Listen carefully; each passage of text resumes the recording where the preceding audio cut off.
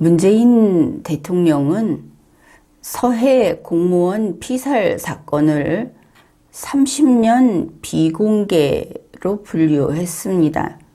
봉인해버린 것입니다.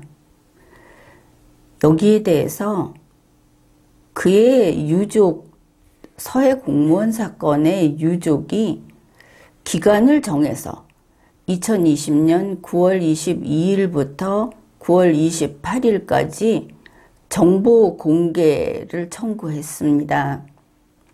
그랬더니 대통령 기록관에서 돌아온 답변은 그 기간 동안에 그와 같은 내용은 일반 기록물 속에는 없다 하는 것입니다.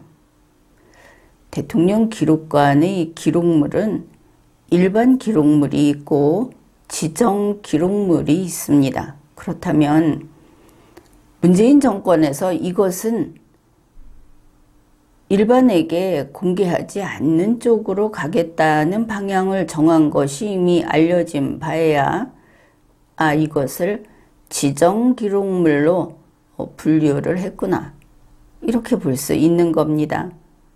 최장 30년 비공개라고 하지 않습니까? 바로 이러한 지정 기록물로 봉인을 했다 하는 것이 사실이구나. 국민은 이렇게 생각을 할 수밖에 없습니다. 그런데 동아일보에서 또 다른 신문에서 이렇게 보도를 했습니다. 청와대에서 하달한 공문은, 아래로 내려보낸 공문은 대통령 기록물이 아니다. 이 말은 대통령 기록물이 아니라면 지정 기록물로 보관을 하면서 봉인할 수 없다, 이런 뜻이 되겠습니다. 이것과 관련해서 대통령 기록물로 잘못 지정하고 또 이와 같이 지정 기록물로 잘못 지정함으로써 사실상 봉인된 것들, 그것이 많겠다 하는 것을 알 수 있습니다. 이렇게 되면 어떤 일이 생기는가? 먼저 국민의 알 권리를 침해합니다. 이게 무슨 뜻이냐?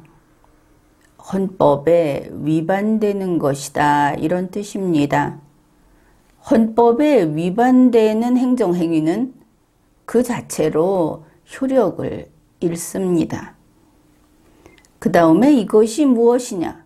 이것은 법치 행정이 이루어지지 않고 있고 책임 행정을 가로막고 있다, 그런 뜻입니다. 이것은 법률에 위반된다, 그렇게 되는 것이죠.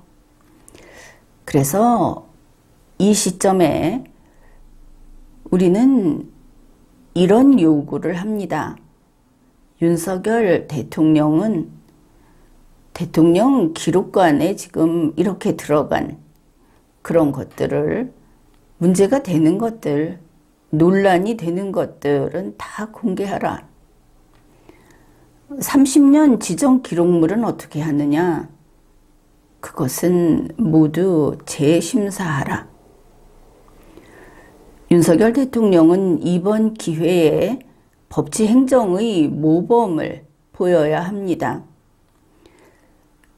이런 경우를 생각해 봅시다. 만일 지금과 같이, 문재인 대통령의 경우와 같이, 또 과거에 다른 대통령도 이런 논란이 있는 국가 안보와 관련된 사안이 이렇게 논란이 됐던 적이 있었습니다.